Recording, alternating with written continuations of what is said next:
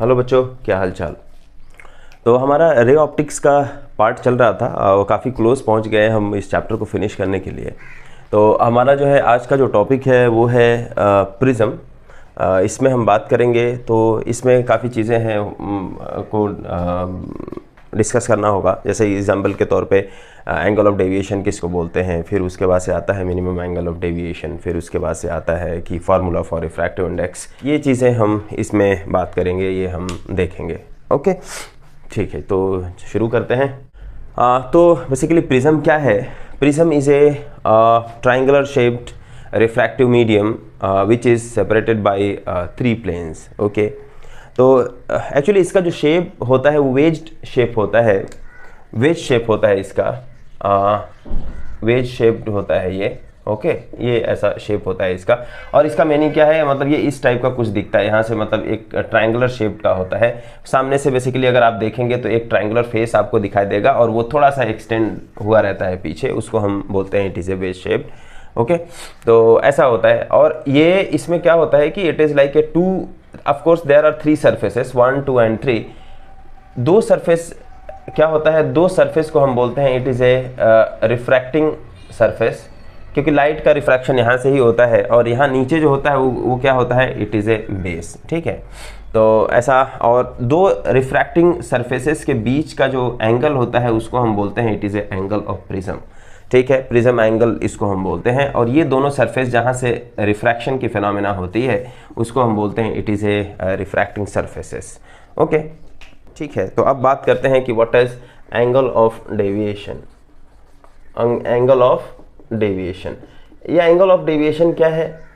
देखिए, डेविएशन होता क्या है, मतलब किसको बोलते हैं हम डेविएशन। जैसे एग्जांपल के तौर पे आपने मान लो कि आप यहाँ पे हो और आपको जो है मान लेते हैं कि यहाँ पे जाना है, लेट अस कंसीडर। तो ऐसा भी हो सकता है कि ठीक है, आप जो है मतलब यहाँ से आप यहाँ पे डायरेक्ट सीधा भी जा सकते हो, है कि नहीं? सीधा भी जा सकते हो। तो इस केस में जो आपका जो डेविएशन होगा वो क्या होगा? There is no deviation at all, right? क्यों? क्योंकि इनिशियल जो डायरेक्शन है और जो फाइनल डायरेक्शन है एक्चुअली वो दोनों सेम ही हैं। सेम होने की वजह से जो डेविएशन हुआ हमारा वो डेविएशन नहीं हुआ। लेकिन फिर उसके बाद से हम क्या बोलेंगे? मान लेते हैं कि मान लो आप यहाँ पे सीधा ऐसा चले यहाँ तक, फिर उसके बाद से यहाँ पे चाय की दुकान मिल गई, इधर आ गए, फिर उसके बाद से यहाँ पे आप गए, यहाँ पे कुछ और दुकान मिल गया, यहाँ पे कुछ और खाया, फिर उसके बाद से मान लेते हैं कि हम यहाँ पे ऐसे गए, late us consider it is like this. तो हम अब मैं ये पूछूं आपसे कि बेसिकली जो डेविएशन हुआ वो कितना हुआ। तो डेविएशन में हमेशा एक चीज़ याद रखना है कि जो इनिशियल डायरेक्शन आपका था और जो फाइनल डायरेक्शन आपका है उनके बीच के एंगल को ही एंगल ऑफ डेविएशन बोलेंगे। ठीक है, इंटरमीडिएट स्टेजेस से जो डेविएशन है उसको हम कंसीडर नहीं करते हैं। जैसे एग्जांपल के तौर पे यहाँ है, इस चीज़ को हम कंसीडर नहीं करेंगे। लेकिन फाइनल डायरेक्शन क्या है? फाइनल डायरेक्शन इज दिस, जहाँ पे आप पहुँच रहे हो, फाइनल डायरेक्शन ये आपका है और इनिशियल डायरेक्शन ये है। तो इनिशियल डायरेक्शन और जो हमारा फाइनल डायरेक्शन है इसके बीच के एंगल को हम बोलते हैं it is A angle of deviation. इस चीज़ को हमने कंसीडर नहीं किया। ऑफकोर्स ये सारा का सारा चीज़ इसमें इंक्लूडेड है, लेकिन हम हमेशा इनिशियल डायरेक्शन और फाइनल डायरेक्शन को देखते हैं, उनके बीच का जो एंगल है that is angle of deviation. ठीक है, अब इसी को प्रिज्म के केस में आप कैसे डिफाइन करते हैं? ओके, तो ये हमारा एक प्रिज्म है जिसमें इन 2 रिफ्रैक्टिंग सरफेस के बीच का जो एंगल है वो एंगल ऑफ इंसिडेंस ए है। यहाँ से एक इंसिडेंट रे हमारी जा रही है और इस पॉइंट पे हमारा इंसिडेंट हो रहा है। मान लेते हैं कि this point is basically N, तो एन पॉइंट पे आपका क्या हो रहा है? ये रे इंसिडेंट हो रही है। फिर उसके बाद से चूंकि मीडियम आपका यहाँ पे एयर है या आपका ग्लास है मान लेते हैं, तो एयर से ग्लास मतलब डेंसर से रेयरर से डेंसर में जा रही है, तो टुवर्ड्स द नॉर्मल थोड़ा बेंड करेगी। चूंकि मीडियम होमोजीनियस है, लाइट सीधा निकल जाएगी, तो सीधा जा करके इस पॉइंट पे आएगा। तो मान लेते हैं इस पॉइंट एम है ये वाला। फिर उसके बाद से आपका एक रिफ्रैक्शन होगा और रिफ्रैक्शन इस बार कैसे हो रहा है? डेंसर से रेयरर। और ये जो लाइट है ऑफ कोर्स वो नॉर्मल डायरेक्शन में नहीं है तो बेंड करेगा अवे फ्रॉम नॉर्मल। तो ये जो है हमारा जो इमर्जेंट रे है वो हमारा ये है इमर्जेंट रे, और ये हमारा जो है ऑफ कोर्स इंसिडेंट रे है। ठीक है, अब उसके बाद से हमें यहाँ पे ढूंढना है कि एंगल ऑफ डेविएशन कौन सा है। अभी मैंने बताया था कि ये जो इंसिडेंट रे है अगर हम इसको सीधा लेके जाएं और जो आपका इमर्जेंट रे है उसको हम सीधा लेकर के जाएं, उसकी डायरेक्शन में हम देखें तो इंसिडेंट रे का डायरेक्शन और इमर्जेंट रे का जो डायरेक्शन के बीच का जो एंगल है that angle is basically known as the angle of deviation. So in this case this is the angle of deviation delta, right. तो यहाँ पे अब इंसिडेंट एंगल वगैरह हम बना लेते हैं. So let us consider this angle is what, normal and incident ray, that is I होगा या नहीं होगा. Incident angle, what about this refracted ray and normal, this angle is known as R1. what about this angle, इस angle को हम मान लेते हैं R2 और ये इस एंगल को एंगल ऑफ इमर्जेंट है, so it is known as E. ठीक है, तो यहाँ पे हमारा हो गया सारा चीज़. अब हम बात करेंगे कि what is the relation between these parameters, इनके बीच का जो रिलेशन क्या होगा वो हम डिराइव करने की कोशिश करेंगे. तो इसका पहले नाम दे देते हैं एन एम, और मान लेते हैं कि ये हमारा P है, इसको हम मान लेते हैं Q पॉइंट. ठीक है, कोई दिक्कत नहीं इसमें. अब जरा एक देखिए कि आपके पास एक क्वाड्रिलेटरल है, आपके पास जो एक क्वाड्रिलेटरल है वो क्या है, वो है आपका ANPMA, राइट, ANPMA, ये आपके पास है जो क्वाड्रिलेटरल है. फिर उसके बाद से यहाँ पे जो आपका जो एंगल्स है, जैसे एग्जांपल के तौर पे angle A plus angle ANP plus angle P plus angle PMA that is equal to 360 होगा या नहीं होगा. सो बिल्कुल होगा. और एंगल ANP जरा सा देखें और एंगल PMA देखें. एंगल ANP जो होगा वही होगा, क्योंकि इस सरफेस के ये परपेंडिकुलर है, so this angle must be 90. इसका मतलब क्या हो जाएगा कि ये जो एंगल होगा, ये वाला जो angle, that angle is 90 degree. और सिमिलरली ये वाला जो एंगल होगा, ये एंगल भी हमारा 90 डिग्री होगा. और एंगल A को आप A लिख दें और इसको हम 90 डिग्री लिख दें, और ये होगा angle P plus 90 degree that is equal to 360. So angle P is equal to कितना हो गया आपका 180 माइनस A, आप करके चेक कर लेना.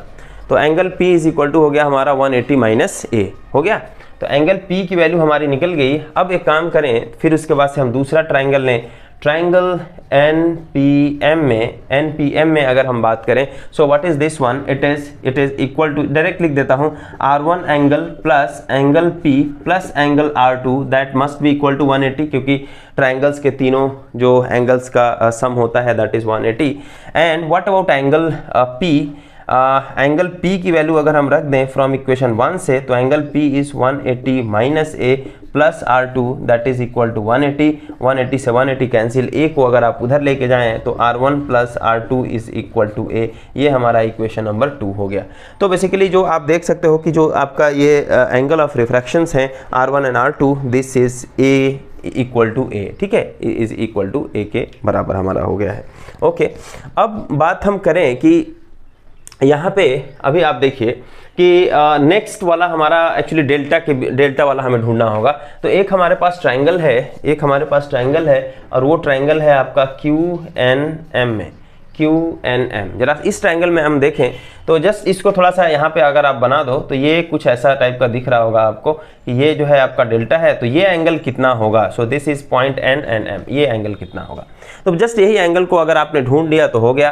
तो यहाँ पे एक चीज़ देख सकते हैं कि जस्ट एक एंगल I को आप कंसीडर करो. तो angle I is like this, ऐसा है या नहीं है. यहाँ पे ये angle I mean incident ray का डायरेक्शन है, ये वाला है एंगल I, मतलब ये पॉइंट N है, और यहाँ से एक रे जो है ऐसा करके चली जा रही है, ऐसा ही है ना. तो ये वाला एंगल हम क्या कंसीडर कर रहे थे, R1. इसका मतलब ये जो एंगल होगा वो किसके बराबर होगा, ये एंगल. तो इस बात ये हुई कि यार ये एंगल किसके बराबर, तो ये एंगल एक्चुअली इसके बराबर होगा या नहीं होगा, यही तो है, ये एंगल इसके बराबर, राइट. तो इसका मतलब ये पूरा एंगल I के बराबर होगा, और ये R1 है, तो इसका मतलब ये कितना होगा, I माइनस R1. तो ठीक है, समझ में आ रहा है नहीं आ रहा. तो ये जो एंगल होगा, मतलब एंगल क्या होगा, एंगल मतलब ये बीच वाला, ये वाला एंगल, तो ये वाला एंगल किसके बराबर हो जाएगा, I माइनस R1. सिमिलरली ये जो एंगल होगा वो होगा E माइनस R2 के बराबर हो जाएगा. तो उस ट्राइंगल में हम देखेंगे कि तो I plus R1 plus E minus R2, oh sorry I minus R1, yes I minus R1 plus E minus R2 plus I mean plus नहीं, ये दोनों जो एंगल का सम होगा वो डेल्टा के बराबर होगा या नहीं होगा. मतलब ऐसा हुआ कि यहाँ पे I माइनस R1 है, यहाँ पे I माइनस R2 है, और ये दोनों जो है क्या है, ये आपका एक्सटीरियर एंगल है. So delta must be equal to I minus R1, और ये हो जाएगा E माइनस R2. ठीक है, दिस इम्प्लाइज I प्लस ई, इसको हम माइनस कॉमन करके R1 प्लस R2 लिख सकते हैं, that is equal to delta. This implies I plus e and R1 plus R2 from equation 2 से ये हो जाएगा आपका A के बराबर, that is equal to delta. So this is equal to delta is equal to क्या हो जाएगा, I plus E minus A.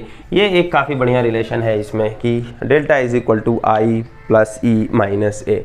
ठीक है, तो ये दो रिलेशन आपके पास निकला। पहला वाला रिलेशन कौन सा निकला, पहला रिलेशन कौन सा आया है, पहला रिलेशन आया है आपका कि R1 plus R2 is equal to A. ठीक है, दूसरा वाला जो रिलेशन आया है वो क्या है, delta is equal to I plus E minus A.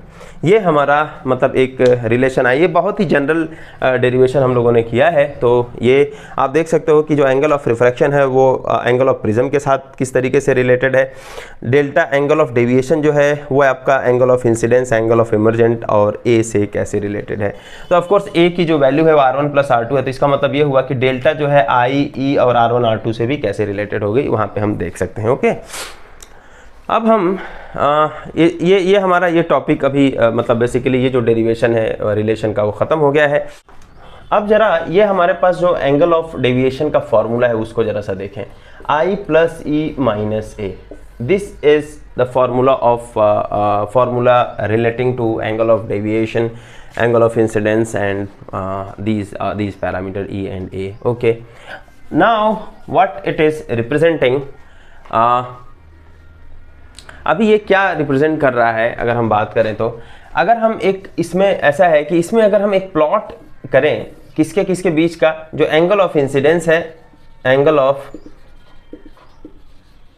Incidence है I, और यहाँ पे आपका एंगल ऑफ डेविएशन, तो यहाँ पे क्या है, this is angle of deviation जो कि हम डेल्टा बोल रहे हैं, एंगल ऑफ डेविएशन जो कि डेल्टा है। अगर हम प्लॉट करते हैं तो वो प्लॉट कुछ इस टाइप का आता है आपका। ठीक है, तो उस प्लॉट को हम थोड़ा सा देखें तो वो प्लॉट हमारा कुछ इस टाइप का आता है करके, ऐसा करके हमारा प्लॉट आता है। ठीक है, ये हमारा प्लॉट जो है कुछ इस तरीके से करके आता है यहाँ पे, और ये ऐसा। ठीक है, ये हमारा ऐसा आता है। अच्छा, अब यहाँ पे आप देखोगे कि ऐसा क्यों हो रहा है कि यहाँ पे मतलब ऐसा प्लॉट क्यों आ रहा है।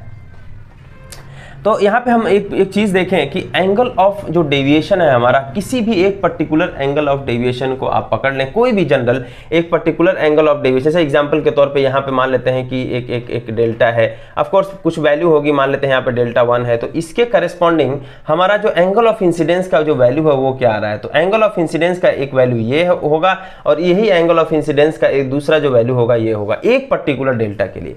ये क्या रिप्रेजेंट क्या कर रहा है, व्हाट इज दिस, क्यों दो क्यों आ रहा है ऐसा, तो दो क्यों आता है। अब उसको हम थोड़ा सा प्रिज्म से अगर देख लें तो मेरे ख्याल से समझ में आ जाएगा कि यहाँ पे अगर हम बात करें, देखिए यहाँ पे अगर हम बात करें कि यहाँ पे जो आपका एंगल ऑफ डेविएशन था, जैसे ऐसे ही करके था कि नहीं था, और हमने इसको पीछे मिलाया और इसको आगे लेकर के गए, सो this is basically angle of deviation जो कि डेल्टा था। अब यहाँ पे एक नॉर्मल हम ड्रॉ करें, सो this is basically I and this is basically E, right, यही था हमारे पास I और E। अब आप एक चीज़ बताएं कि जैसे एग्जाम्पल के तौर पे I इज इक्वल टू, जैसे इसी पाथ को जब हम कंसीडर करें, इसी पाथ को अगर हम कंसीडर करें, जैसे मान लेते हैं कि I इज इक्वल टू हमारा ऐसे ही जस्ट अगर हम कंसीडर करें कि I is equal to, let us consider 30 degree, मान लेते हैं I is equal to 30 degree, और उसके करस्पॉन्डिंग जो E का जो वैल्यू आ रहा है, लेट अस कंसीडर ये हमारा 45 डिग्री आ रहा है। मान लेते हैं कि I is equal to 30 degree, E is equal to 45 degree. लेकिन यहाँ पे एक चीज़ और समझना है, एक चीज़ और बात करना है, इसके करस्पॉन्डिंग मान लेते हैं कि यही हमारा डेल्टा 1 आ रहा है, इसी के करस्पॉन्डिंग हमारा क्या आ रहा है, डेल्टा 1। अब यहाँ पे बात यह है कि यार जो एंगल ऑफ इंसिडेंस की जो वैल्यू है वो डेल्टा 1 के करस्पॉन्डिंग, वो आपका दो एंगल ऑफ इंसिडेंस की वैल्यू कैसे आ रही है। एक वैल्यू जो है जैसे एंगल ऑफ इंसिडेंस का अगर हम बात करें तो ये 30 डिग्री है, दूसरा एंगल जो होगा वो कैसे मिलेगा आपको। तो यहाँ पे इस रिलेशन को, ये बहुत इंपॉर्टेंट रिलेशन है, यहाँ पे थोड़ा सा देखना है कि जस्ट डेल्टा की वैल्यू आप जरा सा देखो, तो डेल्टा इज इक्वल टू है I plus E minus A, ये मेरे पास है। अब यहाँ पे जस्ट आप जैसे डेल्टा की जो वैल्यू होगी उसको भी कुछ आप रखोगे, मान लेते हैं डेल्टा 1 आ रहा है, तो delta 1 is equal to 30 degree plus 45 degree minus A, होगा या नहीं होगा, राइट। अच्छा, इसको जस्ट आप देखो, इसी को जस्ट आप देखो, इसको इक्वेशन कुछ मान लो कि मान लेते हैं ये इक्वेशन नंबर 1 है। अब आप एक काम करो, इस I is equal to 30 degree है, E is equal to 45 degree है। अब इसको इन दोनों को जस्ट इंटरचेंज कर दो, तो आप इन दोनों को जस्ट इंटरचेंज कर देंगे। इस बार I इज इक्वल टू हमने 45 डिग्री ले लिया और E इज इक्वल टू हमने क्या ले लिया, 30 डिग्री ले लिया। तो उस केस में क्या ये जो है डेल्टा 1 को जो एंगल ऑफ डेविएशन होगा, क्या वो स्टिल डेल्टा 1 होगा? बस वही चीज जानना है। अगर वो जान गए तो फिर हो गया, ये प्लॉट समझ जाएंगे। I is equal to 45 degree ले लिया, फिर उसके बाद से E is equal to 30 degree ले लिया, तो क्या वो डेल्टा 1 को करस्पॉन्ड करेगा कि नहीं करेगा? एक्चुअली हमें वही जानना है। तो हम कैसे करेंगे? तो देखिए, जस्ट ये आप वैल्यू पुट करो आप, तो मतलब चूंकि आप जानते हैं डेल्टा इज इक्वल टू होता है I plus E minus A. I की वैल्यू है आपकी 45 डिग्री और इसके करस्पॉन्डिंग E का जो वैल्यू है वो क्या है, 30 डिग्री, और ये है माइनस ए। अब एक बात बताओ, इस वाले इक्वेशन में, इस वाले इक्वेशन में 30 प्लस 45 माइनस है, यहाँ पे क्या है 45 प्लस 30 माइनस है। क्या ये दोनों इक्वल हैं या नहीं है? इसका जो मतलब अगर हम इसको कुछ भी वैल्यू मानते हैं, मान लेते हैं कि ऑफ कोर्स ये डेल्टा 2 आएगा, मान लेते हैं कि डेल्टा 2 आएगा और ये इक्वेशन नंबर 2 है, लेकिन इक्वेशन 1 और इक्वेशन 2 में जो आपका राइट हैंड साइड है 30 प्लस 45 माइनस है, 45 प्लस 30 माइनस है, ये दोनों इक्वल हैं या नहीं है? ये दोनों इक्वल है। इसका मतलब ये हुआ कि ये जो इक्वेशन 2 का जो लेफ्ट हैंड साइड होगा दैट मस्ट बी इक्वल। इसका मतलब डेल्टा 1 जो होगा या डेल्टा 2 जो होगा वो किसके बराबर होगा, delta 2 must be equal to delta 1। इसका मतलब ये हुआ कि आपका ये जो आपने डेल्टा 2 लिखा हुआ है, एक्चुअली वो डेल्टा 2 नहीं है, वो डेल्टा 1 ही है। तो यहाँ भी देख सकते हैं 45 प्लस 30 कितना आ गया है आपका, 75 माइनस है, ये भी तो 75 माइनस है। इसका मतलब जब ये डेल्टा 1 के बराबर है, इट मस्ट बी डेल्टा 1, लेकिन आपने इस बार चेंज किया है। इस बार आपने एंगल ऑफ इंसिडेंस को 30 के बजाय आपने 45 लिया है और इस जस्ट को आपने इसको चेंज किया है, I is equal to 30 degree, E is equal to 45, I is equal to 45, E is equal to 30, just interchange किया। एंगल ऑफ इंसिडेंस को हमने 30 से 45 किया, लेकिन एंगल ऑफ डेविएशन सेम हो रहा है। क्या ये चीज़ वही नहीं है? एंगल ऑफ इंसिडेंस को आपने जस्ट इंटरचेंज किया था, मान लेते हैं कि ये 30 डिग्री है, late us consider this is 45 degree, तो ये आपका डेल्टा 1 मिल रहा है। इसके करस्पॉन्डिंग जो डेल्टा 1 था 45 डिग्री के करस्पॉन्डिंग भी डेल्टा 1 मिल रहा है कि नहीं मिल रहा है? ये आपको समझ में आया एग्जाम्पल या नहीं आया? समझ में आया नहीं है? अच्छा, जस्ट अब एक चीज़ और यहाँ पे हम करते हैं कि क्या रियल में ये चीज़ ऐसा होगा कि नहीं होगा। अगर हम बात करें तो क्या ये रियल में ऐसा होगा? जैसे इससे अब प्रिज्म से हम बात करें, प्लॉट से तो मेरे ख्याल से समझ में आ गया होगा, प्रिज्म से बात करते हैं। आप एक काम करें कि जस्ट आप स्केल और उससे बेसिकली आपको वो एंगल को थोड़ा अच्छे से बनाना होगा यहाँ पे। तो एंगल ऑफ इंसिडेंस को आप एक काम करें कि एंगल ऑफ इंसिडेंस को इस बार आप मान लेते हैं कि हमने जो एंगल ऑफ इंसिडेंस लिया वो पहले केस में हमने जो है वो 30 डिग्री ले लिया था, राइट। तो इसके केस में हमारा यहाँ पे कुछ एंगल ऑफ इमरजेंट जो कि 45 डिग्री, तो यहाँ पे आप 30 डिग्री बना दो, यहाँ पे 45, जस्ट उसको मतलब आप खुद का एक जस्ट एक रफ पे आप इसको ड्रॉ कर सकते हैं। 30 और 45 डिग्री बना दो और इसके करस्पॉन्डिंग देखो कि एंगल ऑफ डेविएशन का जो मेजरमेंट होगा वो क्या होगा। तो एंगल ऑफ डेविएशन का जो मेजरमेंट होगा यहाँ पे थोड़ा सा वो लग रहा है कि जस्ट थोड़ा सा इसको इंक्रीज मैं कर देता हूँ और स्टिल इट इज 30 डिग्री, तो यहाँ पे मेरे ख्याल से थोड़ा सा क्लियर पिक्चर हो जाएगा। तो एक काम ये करेंगे, तो ये इमरजेंट रे हुआ, आई मीन इंसिडेंट रे, और ये आपका emergent ray. So this is the angle of deviation. तो ये हमारा क्या हुआ कि ये हमारा जो है एंगल ऑफ डेविएशन डेल्टा की वैल्यू है। समझ में आ रहा है नहीं आ रहा है? तो ये हुआ हमारा एंगल ऑफ डेविएशन। तो हमारा ये 30, 45 and this is angle of deviation. अच्छा, डेल्टा की वैल्यू जो भी है, ए की वैल्यू आप मान लो कि कुछ मतलब मान लेते हैं कि 50 डिग्री या जो भी मतलब जो एंगल आप कंसीडर करना, ये अपने चॉइस से आप कंसीडर कर लो, ठीक है। अब देखिए जस्ट इसको आप इंटरचेंज कर दीजिएगा, जस्ट इसको आप इंटरचेंज कर दीजिए। इस बार आप इसको एक काम करें, इसको आप 45 डिग्री कंसीडर कर लें, इसको 45 डिग्री, और इस वाले को हम क्या कर रहे हैं, इस वाले को हम 30 डिग्री कंसीडर कर रहे हैं। और फिर उसके बाद से ये जो एंगल ऑफ डेविएशन निकालेंगे और इसको जब मेजर करेंगे दैट मस्ट बी डेल्टा, ये हमेशा डेल्टा ही आना चाहिए, ठीक है, ठीक है। जस्ट आप मतलब जो है एक दो आप आइडेंटिकल प्रिज्म आप लीजिए, मतलब पेपर पे बनाइए 2 आइडेंटिकल प्रिज्म, और एक में एंगल ऑफ डेविएशन को, एंगल ऑफ इंसिडेंस को आप 30 रखिए, एंगल ऑफ इमरजेंट को आप 45 रखिए, दूसरे वाले में एंगल ऑफ इंसिडेंस को 45 रखिए और एंगल ऑफ जो इमरजेंट है उसको आप 30 डिग्री रखिए। और फिर उसके बाद से देखिए कि दोनों ही केस में ये जो डेल्टा की वैल्यू है वो कितनी आ रही है, वो मस्ट भी सेम होगा, ठीक है। तो यहाँ पे एक्चुअली ऐसा ही है कि एंगल ऑफ इंसिडेंस को हम चेंज कर रहे हैं तो उसके करस्पॉन्डिंग हमारा डेल्टा की वैल्यू हमारी एक ही है। अब हम बात करते हैं, लेकिन इसमें एक बात ये है, बहुत ही इंटरेस्टिंग बात है ये, कि यहाँ पे अगर आप देखें कि इसका जो है एक पॉइंट ऐसा भी है जहाँ पे ये पॉइंट पे जहाँ पे केवल एक ही डेल्टा की वैल्यू है और उससे करस्पॉन्डिंग एक ही एंगल ऑफ इंसिडेंस है। एक ही एंगल ऑफ इंसिडेंस की वैल्यू आपको यहाँ पे मिल रही है, ठीक है, और एक ही डेल्टा की वैल्यू है। तो जहाँ पे ये वाला केस सेटिस्फाई कर रहा है कि एक एंगल जो हो रहा है उस एंगल के करस्पॉन्डिंग आपको केवल एक ही आई की वैल्यू मिल रही है, वो point actually angle of minimum deviation का होता है। जैसे एग्जांपल के तौर पे इस प्लॉट से अगर हम देखें, पहले एंगल ऑफ इंसिडेंस को अगर हम बढ़ाते जाते हैं, जैसे एंगल ऑफ इंसिडेंस को बढ़ाते जाते हैं, एंगल ऑफ जो डेविएशन हो रहा है वो हमारा धीरे धीरे कम हो रहा है या नहीं हो रहा है। प्लॉट ऐसा ही है ना, इसको हम धीरे धीरे बढ़ाते जाएं तो ये वैल्यू कम हो रही है या नहीं हो रही है, ठीक है। तो यहाँ पे कम हो रही है, लेकिन एक पर्टिकुलर वैल्यू पे जा करके वो मिनिमम हो जाती है। उस मिनिमम वैल्यू से आगे जाने पे एंगल ऑफ इंसिडेंस को और बढ़ाने से फिर से एंगल ऑफ जो डेविएशन होता है वो हमारा इंक्रीज करता जाता है, ठीक है। And that particular point where this angle of deviation is minimum is known as minimum angle of deviation. तो मिनिमम एंगल ऑफ डेविएशन के करेस्पॉन्डिंग केवल आपका एक ही एंगल ऑफ इंसिडेंस आता है। एक्चुअली आता क्या है कि दोनों जो है एंगल ऑफ जो दोनों एंगल ऑफ इंसिडेंस है, एक्चुअली वो दोनों कोइंसाइड कर जाते हैं। समझ में आ रहा है ना, दोनों कोइंसाइड कर जाते हैं। तो हमारा यहाँ पे क्या है कि आपका, और एक्चुअली क्वेश्चन ऐसा कभी पूछा जाता है कि except the angle of minimum deviation how many angle of incidence are there corresponding to any of the angle of deviation. तो किसी भी एंगल ऑफ डेविएशन के लिए अगर आप कंसीडर करोगे, किसी भी एंगल ऑफ डेविएशन के लिए आप कंसीडर करोगे तो एंगल ऑफ इंसिडेंस जो होगा वो आपका कितना होगा, एंगल ऑफ इंसिडेंस हमेशा 2 ही होगा, ठीक है। समझ में आ रहा नहीं आ रहा? तो फिर उसके बाद से अब बात करते हैं कि एंगल ऑफ मिनिमम डेविएशन की। तो एंगल ऑफ मिनिमम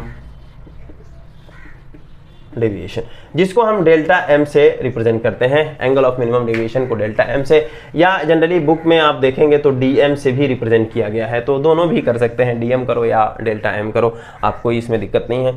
अच्छा, फिर उसके बाद से आता है कि एंगल ऑफ मिनिमम डेविएशन हम बोलते किसको हैं, उस केस में होता क्या है भाई। तो अगर आप प्रिज्म देखेंगे, देखिए अब मैं एक चीज़ बता रहा हूँ यहाँ पे कि जो हम प्रिज्म हम देखते हैं यहाँ पे, अभी तक मैंने एंगल ऑफ इंसिडेंस के बारे में बात किया, एंगल ऑफ इमर्जेंट के बारे में कुछ बोला नहीं था, ठीक है। तो जैसे यहाँ पे मान लेते हैं एक परपेंडिकुलर लेंथ आपने ड्रॉ किया, ये कुछ ऐसा जा रहा था, फिर यहाँ पे एक परपेंडिकुलर लेंथ ड्रॉ किया और यहाँ पे आपका रे ऐसे निकल गई। सो this is E, this is I, और यहाँ पे ऑफकोर्स R1 एंड R2 हो रहा है, ठीक है। देखिए अगर रे को, जैसे यहां से रे जाने के बजाय अगर हम एक काम करें, इस रे के पाथ को उल्टा कर दें, तो जैसे एग्जांपल के तौर पे अगर हमने ऐसा कर दिया तो ये फिर से रिट्रेस होगा, सेम ही पाथ को ये रिट्रेस करेगा, सेम ही पाथ को रिट्रेस करेगा, कुछ भी फर्क नहीं होगा, इसको सेम ही पाथ को रिट्रेस करेगा। तो उस समय यही एंगल ऑफ इंसिडेंस हो गया और ये क्या होगा, एंगल ऑफ इमर्जेंट हो जाएगा। तो दोनों ही आप एंगल ऑफ इंसिडेंस चाहे इसको बोलो चाहे इसको बोलो, चाहे एंगल ऑफ इमर्जेंट इसको बोलो चाहे एंगल ऑफ इमर्जेंट उसको बोलो, सभी एक ही चीज़ है कि एंगल ऑफ इंसिडेंस ये हुआ। क्यों? क्योंकि पाथ को एक्चुअली वो रिट्रेस हो रहा है, रिट्रेस पाथ कर रहा है, ठीक है।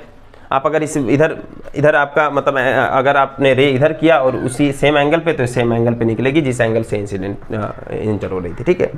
अब यहाँ पे एक चीज़ करें कि उस केस में जब हमारा एंगल ऑफ, एक्चुअली होता यही था कि ये जो प्लॉट आप देख रहे थे, इस प्लॉट में यही चीज़ था कि एक जो वैल्यू थी वो आई की थी, जो दूसरी वैल्यू है एक्चुअली ई की है। लेकिन हमने जो बोला था एंगल ऑफ इंसिडेंस के केस में हमने क्या किया था, जस्ट इंटरचेंज कर दिया था, ठीक है। तो ये आई था और ये जो है आपका ई था, इससे करस्पॉन्डिंग है। अभी इसी को जस्ट हम चेंज कर देंगे तो आपका सेम चीज़ रिट्रेस होगा या नहीं होगा, okay.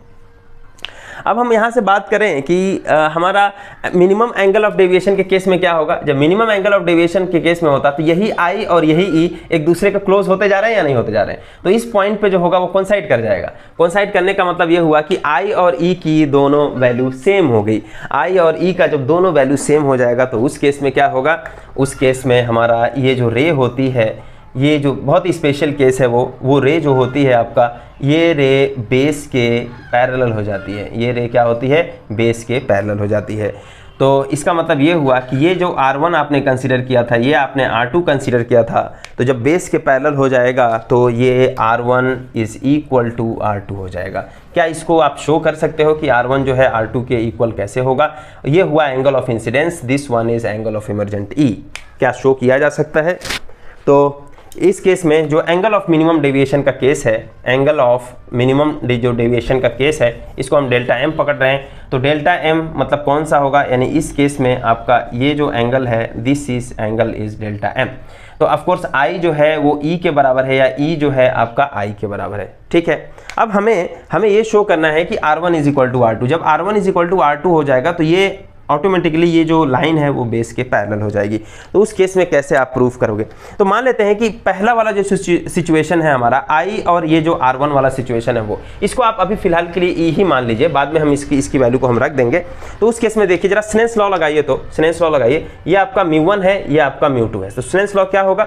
μ1 sin I is equal to μ2 sin R1 होगा या नहीं होगा?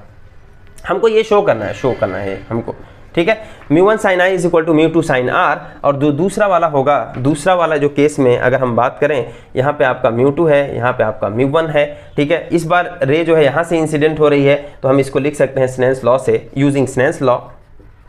मैं इसको प्रूफ कर रहा हूँ, हाँ, स्नेल्स लॉ, यहाँ से भी using Snell's law, μ2 sin R2 is equal to μ1 sin E के बराबर होगा या नहीं होगा, जस्ट मैंने लिख दिया। अब यहाँ पे आप एक चीज़ करो कि since I is equal to, since I या since E is equal to I in case of minimum deviation होगा। अगर जस्ट वैल्यू यहाँ पर पुट कर दें तो μ2 sin R2 is equal to μ1 sin I के बराबर होगा या नहीं होगा? E के जगह पे जस्ट आपने I रख दिया। अब इन दोनों इक्वेशन से जरा सा आप देखें, इक्वेशन 1 एंड इक्वेशन 2 से, इक्वेशन 1 और 2 से क्या हो जाएगा कि आपका जो μ1 sin I है, यहाँ μ1 जो sin I है वो इक्वल है, इसका मतलब जो है दोनों का जो दूसरा वाला साइड होगा वो इक्वल होगा। दिस इंप्लाइज क्या, हम इसको दूसरे कलर से कर दें, this implies μ2 sin R1 is equal to μ2 sin R2, μ2 से μ2 cancel, this implies sin R1 is equal to sin R2, this implies R1 is equal to R2। इसका मतलब क्या हो जाएगा कि जो रे अंदर से होकर के जा रही है वो रे आपकी बेस के पैरेलल होगी। तो समझ में आया नहीं आया? तो कि बेस की हमारी पैरेलल हो गई, ये डेल्टा एम हो गया।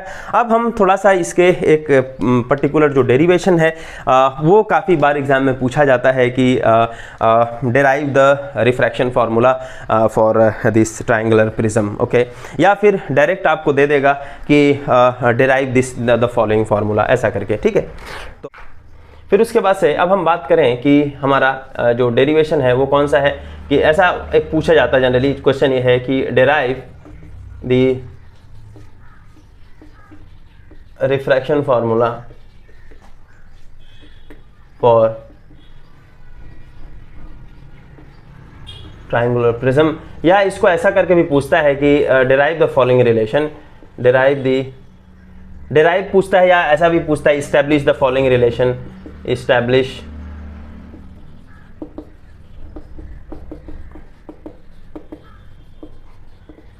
following relation in case of triangular prism, ठीक है, ट्रायंगुलर प्रिज्म। तो वो क्या पूछता है कि ऐसा है कि 1 μ2 is equal to sine A plus delta m by 2 divided by sine A by 2, ये हमारा पूछता है। देखिए ये पूछता है, तो और बाद में ऐसा लिख देगा कि symbols have their usual meaning. तो इस चीज़ को हम कैसे प्रूव करेंगे? तो यहाँ पे ये आपका रिफ्रैक्टिव इंडेक्स है 1 μ2, ये आपका A जो है वो एंगल ऑफ प्रिज्म है, डेल्टा m जो है आपका एंगल ऑफ मिनिमम डेविएशन है, सारा चीज़ पता है।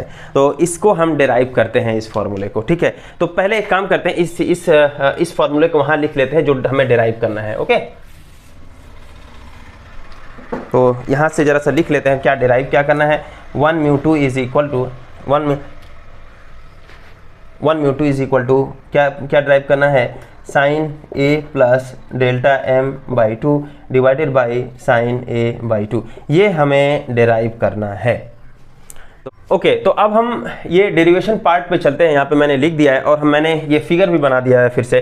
तो यहाँ पे देख सकते हैं आपकी जो इंसिडेंट रे है हमारा ये वाला है, और जो रिफ्रैक्टेड रे है वो NM है, और जो आपका इमर्जेंट रे है ये वाला रे है, ठीक है। तो यहाँ पे क्या हुआ कि ये वाला स्पेशल केस क्यों होगा, क्योंकि यहाँ पे जो प्रिज्म के अंदर से जो लाइट जा रही है वो एक्चुअली बेस के पैरेलल है, बेस के पैरेलल है। इसका मतलब ये हुआ इस केस में आपको जो डेविएशन मिलेगा that deviation is basically angle of minimum deviation होगा, ठीक है, एंगल ऑफ मिनिमम डेविएशन होगा, जिसको मैंने ऑलरेडी लिख दिया है।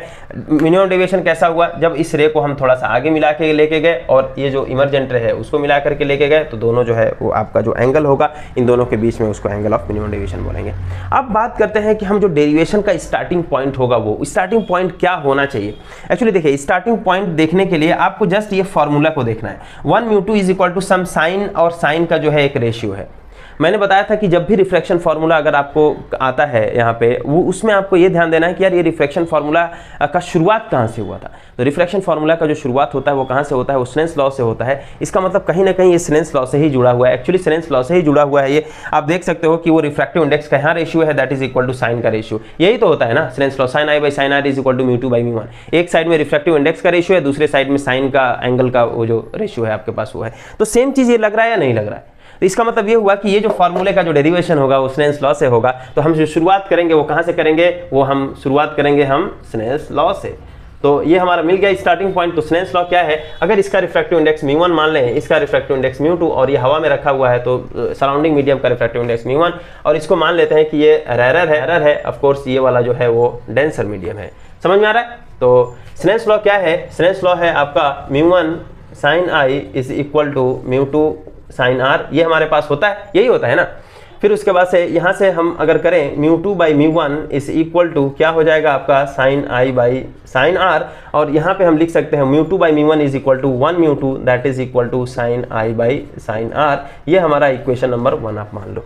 ठीक है, समझ में आ रहा है? अब जस्ट एक चीज़ जरा सा देखो, ये कि one mu two is equal to sine I by sine R है, क्या अब इस फार्मूले से जरा सा मैच कराओ तो one mu two is equal to sine by sine, ऐसा कुछ कर रहा है, यानी कि लेफ्ट हैंड साइड तो हमारा ऑलरेडी आ गया, इसका मतलब राइट हैंड साइड आप लोग कर लो।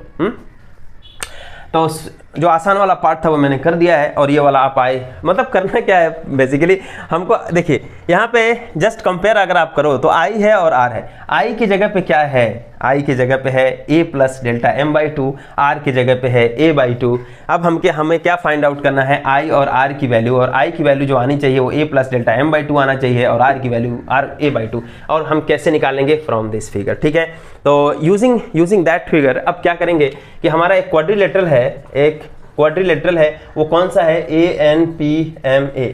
ठीक है, सेम चीज हम कर रहे हैं जो पहला वाला हमने किया था कि angle A plus angle ANP plus angle P plus angle PMA is equal to 360 degree.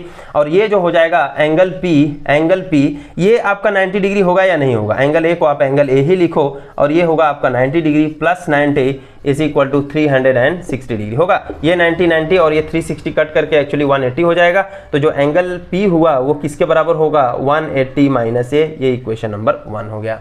अब दूसरा वाला जो हम बात करेंगे वो क्या होगा, तो दूसरा वाला ट्रायंगल की बात करते हैं। ट्रायंगल NPM में ये हमारा होगा R plus angle P plus R is equal to 180 degree. देखिए आप R plus angle P plus angle R that is equal to 180। तो यहाँ पे हम लिख सकते हैं 2R is equal to 180 minus angle P, और एंगल P की वैल्यू जो होगी वो इक्वेशन 1 से क्या लिख सकते हैं, 180 माइनस एंगल A। 180 से एक्चुअली जब ब्रैकेट आप ओपन करोगे तो 180 माइनस 180 और ये हो जाएगा प्लस A। 180 से 180 कैंसिल, तो what will you get, you will get that 2R is equal to A, R is equal to A by 2। क्या हमारा वो रिलेशन आया या नहीं आया कि हमें R की वैल्यू निकालनी थी और R की वैल्यू कितनी आनी थी, A by 2। तो पहला वाला हमारा आ गया कि R is equal to A by 2। अब हम क्या करेंगे, ट्रायंगल NME में हम देखेंगे तो फिर से वही चीज़ हो रहा है। तो ये एंगल और ये एंगल किसके बराबर होता है, तो बात ये है कि ये पूरा एंगल किसके बराबर था, तो ये पूरा एंगल I के बराबर था, और ये आपका R है। इसका मतलब ये एंगल किसके बराबर होगा, ये एंगल बराबर होगा I माइनस R के। सिमिलरली ये जो पूरा एंगल है वो आपका I के बराबर है, क्योंकि ये I है और ये एंगल R है, तो ये एंगल कितना हो जाएगा, वो होगा I माइनस R। तो ट्रायंगल इसमें क्या करेंगे कि जो डेल्टा M है, exterior angle that is delta M must be equal to I minus R plus I minus R, that is 2 into I minus R के बराबर होगा या नहीं होगा। अब एक काम करें, 2 को इधर ट्रांसफर कर दें, तो delta M by 2 is equal to I minus R। R की वैल्यू जरा सा इस इक्वेशन 2 से रख दें, तो कितना वैल्यू हम रख सकते हैं इसको, ये हो जाएगा A बाई 2। अब A बाई 2 को भी इधर ट्रांसफर कर दें हम, तो delta M by 2 plus A by 2 is equal to I। This implies क्या हो जाएगा, ये I is equal to A plus delta M by 2। तो ये हमारा निकल गया या नहीं निकल गया। अब क्या करेंगे, अब हम जस्ट फ्रॉम इक्वेशन 1 से हम क्या लिख सकते हैं, इक्वेशन 1 से आप लिख सकते हो कि अगर हम यहाँ पे लिखें इक्वेशन 1 से आप क्या लिख सकते हो, इक्वेशन 1 से 1 mu 2 is equal to sine I की जगह पे क्या है a plus delta m by 2 और नीचे क्या है साइन a बाई 2। क्या यही रिलेशन हमें डिराइव करना नहीं था? So answer is yes, so this is it. तो ये हमारा हो गया कि हमारा जो रिलेशन हमने डिराइव किया वो। अब एक चीज़ मैं आपको ज़रा सा बताता हूँ, काफ़ी इंटरेस्टिंग बात है कि यार इसमें बहुत बड़ी चीज़ तो थी नहीं। एक्चुअली हमने जो जनरल रिलेशन बनाया था, ये जनरल रिलेशन को मैंने इसीलिए लिखा था, इसी टाइम के लिए ही मैंने इस जनरल रिलेशन को यहाँ पे लिख करके रख रखा था। यहाँ पे आप देखें कि एंगल ऑफ मिनिमम डेविएशन के लिए ये जो रिलेशन है वो कैसे चेंज हो जाएगा। एंगल ऑफ मिनिमम डेविएशन के लिए कि when I is equal to, when क्या होगा, delta become delta M, this implies I is equal to E के बराबर होगा और R1 जो होगा वो R2 के बराबर होगा या नहीं होगा। अब जरा इस रिलेशन में आप करके देखो, तो यहाँ से इस रिलेशन को अगर हम करके देखें यहाँ से नीचे से, तो R और R कितना हुआ, ये R1 जो होगा R के बराबर और ये R2 R के बराबर और ये किसके बराबर हो गया, A के।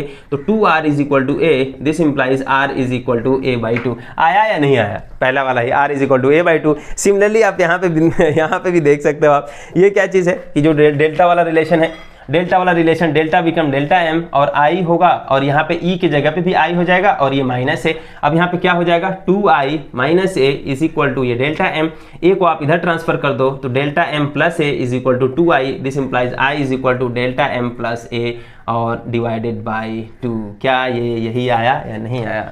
तो कुछ दिक्कत ही नहीं है, दोनों तरफ से आपने वेरीफाई कर लिया। सो this is the derivation for angle of minimum, I mean for this formula which is relating to the refractive index and angle of minimum deviation and angle of prism. Okay, so अब इसमें एक particular case आता है कि जब आपका angle of minimum deviation और आपका ये जो एंगल ऑफ प्रिज्म है वो वैल्यू छोटी हो, तो उस केस में क्या करते हैं। ठीक है, हमारे पास जो फॉर्मूला है वो है 1 mu 2 is equal to sine A plus delta M by 2 divided by sine A by 2।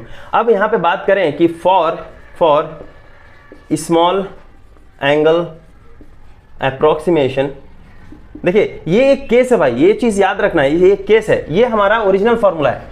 जब तक न्यूमेरिकल्स में या एग्जामिनेशन में पूछा नहीं जाएगा तब तक इसको नहीं करना है, आपको यहाँ तक ही करना है। ठीक है, लेकिन अगर पूछा जाए कि ये जो फॉर्मूला कैसे रिड्यूस हो जाएगा जब एंगल ऑफ प्रिज्म और एंगल ऑफ मिनिमम डेविएशन को आप स्मॉल कंसीडर करेंगे, तब आपको ये चीज़ लिखना है। तो इसीलिए मैं यहाँ पे star terms and condition applied है यहाँ पे। ओके, तो यहाँ पे अगर ए और डेल्टा एम अगर छोटा है, इसका मतलब जब देखिए छोटा होने का क्या मतलब हुआ कि जब साइन थीटा में थीटा अगर छोटा होता है तो ये थीटा के बराबर होता है, कॉस थीटा एक्चुअली 1 के बराबर होता है और टेन थीटा जो होता है वो भी आपका थीटा के बराबर होता है। इस चीज को याद रखना है। तो for small angle approximation 1 mu 2 ये कैसे चेंज हो जाएगा, ये sine A plus delta M by 2 जो होगा, sine A plus delta M by 2 ये किसके बराबर होगा, approximately equal to A plus delta M by 2 और यहाँ पे जो साइन ए बाई 2 होगा वह अप्रॉक्सीमेटली ए बाई 2 के बराबर होगा। जस्ट इस वैल्यू को इस इक्वेशन में हम पुट करेंगे तो 1 म्यू 2 इज इक्वल टू किसके बराबर हो जाएगा, A plus delta M by 2 divided by A by 2, 2 से 2 कैंसिल,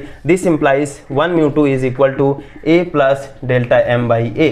अब ये क्या है, it is just like 1 plus 2 by 3, जैसा मैं बोलता हूँ 1 बाई 3 प्लस 2 बाई 3 लिख सकते हैं। तो ये हो जाएगा A by A plus delta M by A हो जाएगा, ए से ए कैंसिल होकर के 1 आ गया तो ये होगा 1 plus delta M by A that is equal to 1 mu 2, this implies 1 को इधर आप ट्रांसफर कर दो तो डेल्टा एम बाई ए जो हो जाएगा वो किसके बराबर हो जाएगा, 1 म्यू 2 माइनस 1 और so delta M is equal to A into 1 mu 2 minus 1।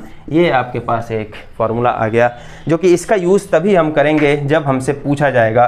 तो अगर पूछता है कि derive that relation when angle of prism and angle of minimum deviation is small, in that case this formula will be applicable. और अगर आपको नहीं पूछा है तो प्लीज़ बिल्कुल ये नहीं करना है, यहाँ तक करके छोड़ देना है। ओके, सो ये आज का हमारा टॉपिक रहा।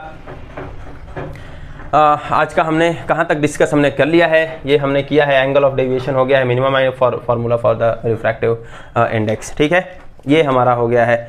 अब आज के लिए हम इतना ही रहने देते हैं। नेक्स्ट टॉपिक में हम ये जो डिस्पर्शन वाला जो चीज़ होगा उसको हम बताएंगे और कुछ और जो नेचुरल फिनोमेना होगी उसके बारे में बात कर लेंगे। ठीक है, तो आज के लिए हमारा इतना ही। जो प्रिज्म है एटलीस्ट वो प्रिज्म का जो पार्ट हो गया हमारा ख़त्म हो गया। And thank you very much for watching, hope you enjoyed this lecture. Thank you so much.